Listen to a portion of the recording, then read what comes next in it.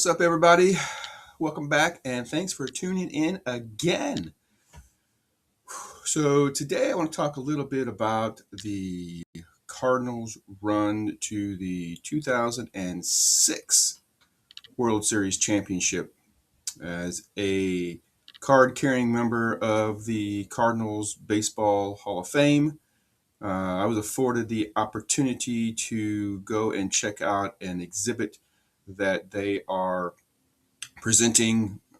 Maybe it's all year, but certainly a good portion of the year, that commemorates the Cardinals' run to the 2006 World Series Championship, and it was pretty cool. The Hall of Fame is a great place. If you're a Cardinals fan, even if you're a baseball fan, uh, go check out the Cardinals Baseball Hall of Fame. It's right across the street from Busch Stadium. So it's right there in what we call Ballpark Village. Easy access to get to. It's up on the third floor there in Cardinal Nation, and it's just a really really cool place. They have a ton of exhibits stretching across the entire history of the Cardinals. So it's a wonderful wonderful place. But for this year, right in the center, they have this round room, and they are putting on an exhibit that commemorates the 2006 World Series Championship. So in uh, in 2006, the Cardinals, they weren't a great team. They finished the top of their division with 86 wins. They played the Mets in the NLCS to go to the championship. I'm sorry, the World Series, to play the Tigers. And the Mets themselves were a very, very good team. They finished with 97 wins that year. They finished atop of the Eastern Division, so they really were a favorite to win and move on to the World Series. But as they say, that's why they play the games. So um, the Cardinals took the Mets to Game Seven. Game Seven was a thrilling Game Seven in the NLCS against the Mets. You had a number of significant plays in that game, one of which was a fantastic catch by the Mets' Indy Chavez, as depicted on this card right here, robbing Scott Rowland of a home run and in turn doubling off Jim Edmonds at first base. After Scott Rowland. And Scott Rowland hits one into deep left field. Back at the wall, a leap, and a catch! Andy Chavez takes a home run away and turns it into a double play. This happened in the sixth inning. The game was tied 1-1, and at that time, when this play happened, as a Cardinals fan, I mean, the air just kind of came out of us. There's always a point in time in a game, any game, but certainly a playoff game, where when certain things start to happen, you kind of feel, all right, the voodoo magic's working against us. And it was that play there. It was this play here that did that for me. Even though the game was tied, we're only 2/3 of the way through the game. There's still 3 innings left. When Chavez made that fantastic catch and doubled off Edmonds at first base, we're like, oh, okay, this probably isn't going to work out for us very well. But it did. We made it to the ninth inning, still tied, and Molina hit his clutch 2-run home run in the top of the ninth to put the Cardinals ahead 3-1. And then in the bottom of the ninth, this happened. Breaking ball struck him out, and the Cardinals have won the pennant. And Beltran was the guy the Mets wanted at the plate.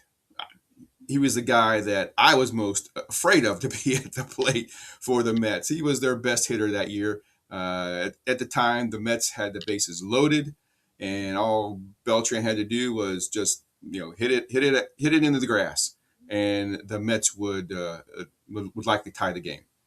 but they didn't, fortunately. And Wainwright struck out Beltran on that nasty curve and propelled us to the World Series. In the World Series, you might remember the Tigers had a week off. They beat the Yankees and 3 games to 1, I believe, and they had a week off while the Cardinals were finishing up their series with the Mets. So there was a lot of discussion about the time off between the ALCS for the Tigers and the World Series for the Tigers, and um, how the Tigers would react to that time off. Of course, there's you can debate this either way, um, as long as you want, right? Rest is good. Rest your players up. Get your pitching staff in line, et cetera, right? Or you lose all of that momentum you just gained through the end of the season and into the playoffs, and now you're starting with a fresh mind and you have to build that momentum again. Well, turns out the latter was likely the case for the Tigers, as the Cardinals swept the Tigers in 4 games. The game one started off with a bang. We really set the tone with Albert Pujols hitting a home run off of Verlander in the third inning of game one. 2 out. And Albert Pujols hits one into deep right field. Back at the wall. It is gone. And like I said, that really set the tone for the Cardinals. We went on to win that game, I think 7-2, and then of course swept the Tigers in 4. And I was reminded the other night when I was at the Hall of Fame in the 2006 World Series exhibit of the running joke that we had in '06 with the Tigers, and all you had to do was hit it to the pitcher. And if you remember that, the Tigers pitchers committed 5 errors in those 4 games. They just couldn't throw to first base. I think they even made an error going to third base. So certainly that had a significant impact on the Tigers' chances of winning that series. But yeah, that was crazy. 5 errors. So I was reminded of that as well. So, but it was an awesome year for the Cardinals. 2006 was our first World Series since 1982. So we had quite a bit of a drought. I know some of you are thinking, yeah, don't talk to me about droughts, Jerry. But it was a significant drought. We had a great team in the '80s, the '90s, and were tough for the Cardinals. And starting in around 2000, we had some really good teams. To really, the 2004 team was probably our best team we've had probably in the last 25 years, from a performance standpoint. And we had the MV3. We still had those folks on 2006, right? Pujols and Edmonds and Scott Rowland.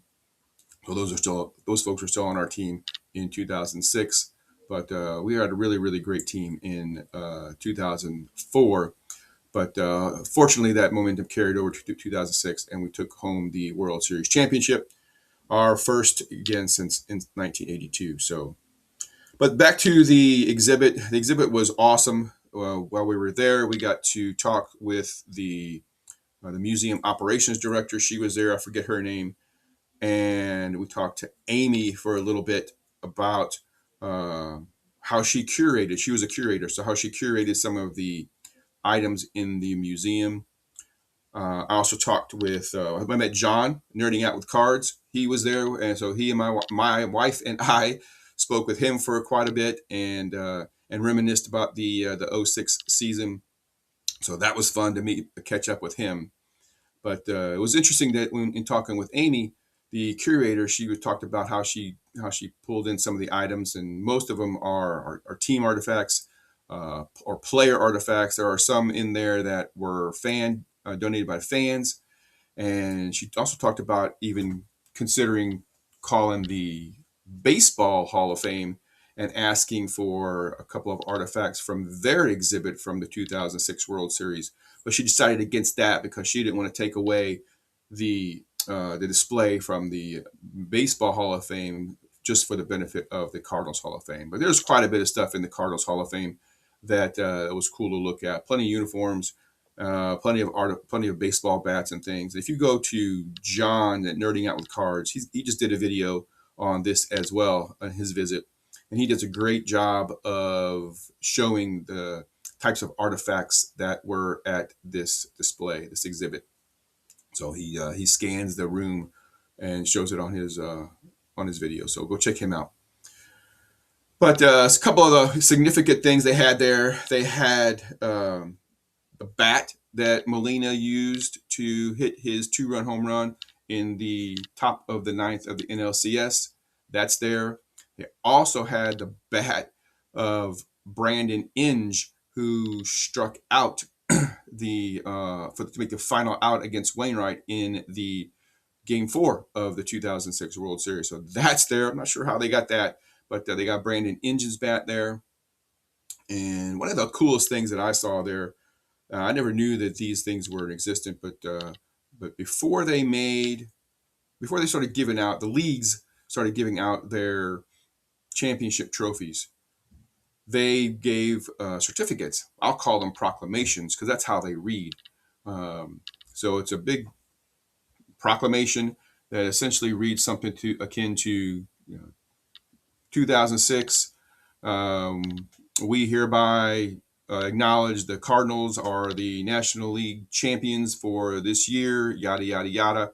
It talks about it lists the standings for that year, and it lists the playoff results for that year up to the NLCS, with the Cardinals beating, again, the Mets. And it's really a cool piece. And apparently, like I said, the league used to give those out in lieu of trophies before they had the trophies. But once they had the trophies, the American League stopped producing those, but the National League did not. So the National League still gives those proclamations out to the NLCS teams. So the NLCS winners, I should say. So Cardinals have those. I guess they have them lined up in their business offices or someplace like that. But they brought that one up and put it in the exhibit for the '06 series. So pretty cool. So anyway, all in all, great time. It was great to see John, and my wife and I hung out with him for a bit, talk with him, and see an awesome exhibit for the '06 World Series Championship Cardinals. And I'm looking forward to seeing more things here at the Cardinals Hall of Fame. But again, if you have not been to the Cardinals Hall of Fame, if you're a Cardinals fan, or if you're just a baseball fan, it's a really cool place. They got a lot of cool pieces in there, as you can imagine, from the long history of the Cardinals. So go check that out. And that's what I got for you today. So peace out and rock on.